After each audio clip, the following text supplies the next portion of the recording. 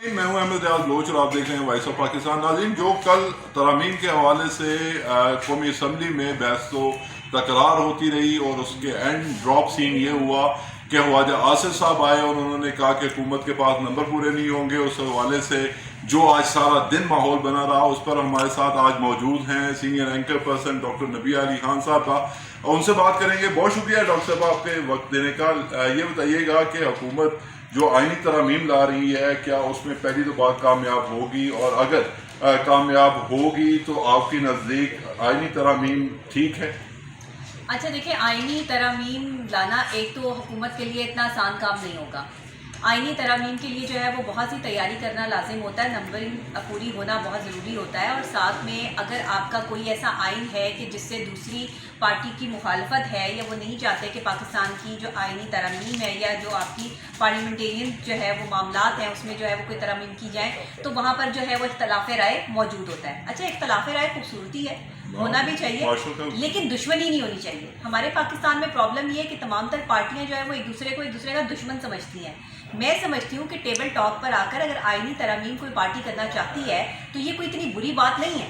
अगर आप इसको देखें माशरती तौर पर, आप इसको जो है वो सियासी तौर पर देखें, तो इसमें जो है वो लाई जा सकती हैं, लेकिन उसके लिए फैक्ट्स एंड फिगर्स का सामने होना, बाकायदा तौर पर सियासी तमाम तर मामलात उतार चढ़ाव पर गहरी नज़र होना, ये बहुत ज़रूरी चीज़ है। डॉक्टर साहब, आपको नहीं लगता कि हर चीज़ का जब ये बिल लेके आते हैं तो उसकी टाइमिंग मैटर कर रही होती है? जैसे आपने देखा डेफर्मेशन बिल उसी दिन आया, उसी दिन पास करवाना है, 3 दिन का टाइम दे दिया, फिर उसी, और इस एक केस में मुसवदा ही नहीं किसी के साथ शेयर किया रात गए तक, और फिर ये कहते हैं जी कानून भी पास हो जाए, कानून नाफिज भी हो जाए। देखिए, मैंने वही कहा कि आईनी तरमीम लाना बुरी बात नहीं है, लेकिन एक दूसरे को टेबल पर लेकर आना और एक दूसरे के जो है वो मामलात को देखना और इख्तलाफ राय रखना ज़रूरी है, लेकिन एहतराम लाजिम है कि आप प्रॉपर तरीके से दूसरे की भी बात सुने। अब ये रातों रात जो बिल आ जाते हैं, पास हो जाते हैं, इनकी कोई कानूनी हैसियत नहीं होती उस तरीके से। हुकूमत अपने तौर पर तो डेफामेशन का जो बिल आई है वो बहुत अच्छा है, मैं इसको जो है वो अप्रिशिएट करती हूँ, बहुत पहले आ जाना चाहिए था, और हर हुकूमत को चाहिए कि इस डेफामेशन के में ज़्यादा मज़ीद जो है वो इसमें अपग्रेड करे इसको, बल्कि इस बिल की जो है वो हिमायत करे। और ये होना चाहिए, कोई भी शख्स किसी की पर्सनल लाइफ को इस तरीके से सोशल मीडिया पे ऑन ना करे, चाहे वो कोई सियासी शख्सियत हो, समाजी शख्सियत हो, या कोई जो है वो बड़ी शख्सियत हो, कोई भी हो, क्योंकि ज़ाहिर है बड़े लोगों के बारे में बात की जाती है ना। अब आम बंदे के बारे में तो नहीं सोशल मीडिया पर जो है वो ये तूफ़ान बदतमीज़ी जो है वो लेकर आते। डेफामेशन तो बहुत अच्छी बात है, जो दूसरे बिल जो है वो पास करवाए जा रहे हैं। देखिए, अपनी मनपसंद चीज़ें मुसवदे लाना और दूसरे को ना दिखाना या लोगों को जो है मुशावरत ना शामिल करना, ये आगे जाके प्रॉब्लम्स आती हैं। आप एक दफ़ा तो बिल पास करवा लेते हैं, लेकिन फिर उसकी जो मुखालिफत होती है ना, वो अरूज पे हो जाती है, उसके बारे में फिर सोशल मीडिया पर एक जंग क्रिएट हो जाती है। सबसे पहले मैं कहूँगी हुकूमत को कि सोशल मीडिया कंट्रोल करें।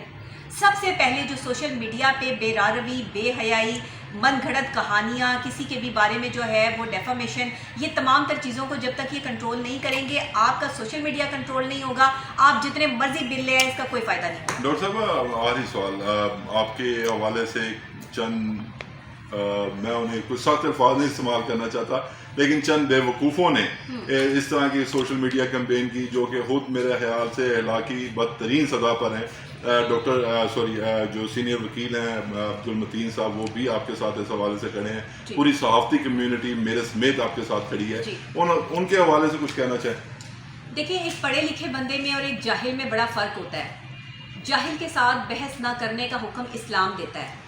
वो लोग जो आपको डीफेम करने के चक्कर में बदतमीज़ों की तरह जो है वो ऐसी लैंग्वेज इस्तेमाल कर रहे हैं बैठ के सोशल मीडिया पे, कि जो आप अपने घरों में अपने जो है वो बहन भाइयों के साथ, बीवी के साथ, बच्चों के साथ बैठकर जो है वो नहीं सुन सकते।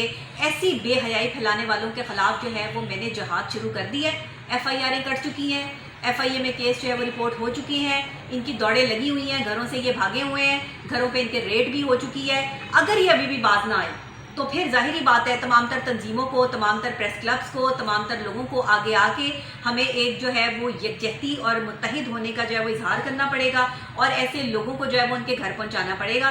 क्योंकि अब अगर ये घर से इसलिए भागे हुए कि पुलिस रेड कर रही है रोज़ाना की जो है वो बेस पर, और आज भी जो है वो इनको बुलाया हुआ है, इन्होंने अपनी जो है वो बेल करवा ली है, और फिर उसके बाद जो है वो अब ये कहा जा रहा है कि ये जी मुझ पे डेफामेशन का केस करेंगे।